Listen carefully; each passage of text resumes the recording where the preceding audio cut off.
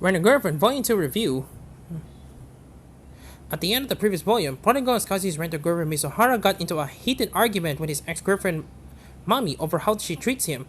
This leads to Mizuhara stirring out Kazuya staying behind and getting moderately drunk. However, he walks home with Mami. Our protagonist discovers that she doesn't actually have a new boyfriend and begins to wonder if he's in with the chance of restoring the relationship. Later in Volume 2, Kazuya and his friends go to the beach and take advantage of their summer break to let loose and have some fun, as Kazuya knows that the rules of Mizuhara's rental agency don't allow swimsuits. He decides to tell his friends that she's too busy to join them. Leaving Mizuhara behind doesn't just free him of a rental fee and having to pretend to be girlfriend and boyfriend drunk, as without her around, Kazuya sees an opportunity to get closer to Mami again. After all, if he manages to get a real girlfriend, he'll be able to break up his deal with Mizuhara and ensure his grandmother isn't heartbroken.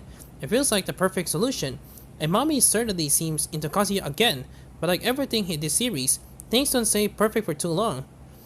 In some ways, the direction Rent a Girlfriend has taken with Kazuya's story is a bit odd, given how quickly Mami dumped him before the start of the series. You think Kazuya crazy to be chasing after her again.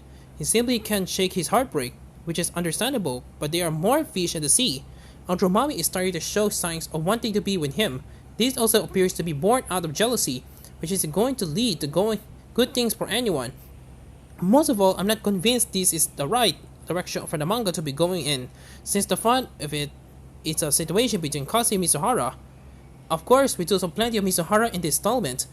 Even the beach, when she comes to her friend group, there are plenty of instances where she and Kazuya had the thing at their feet to hide their facts. She's a rent-a-girlfriend, and that's what I likes most about the series. Volume 2 feels like a bit of everything thrown into see what works, and that's a shame, with the premise of the first volume was stronger than what's happening here.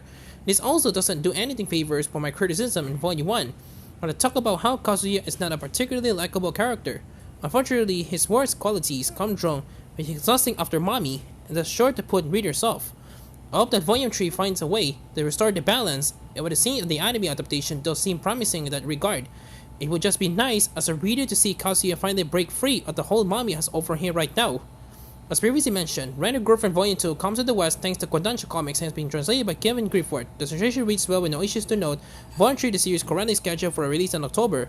Overall, Volume 2 of Rent a Girlfriend is a mixed bag. The content is as enjoyable as the first installment, but there is enough of the same charm to keep readers interested. However, I am very direction the story is taking, and I hope they can change my mind next time. 7 out of 10.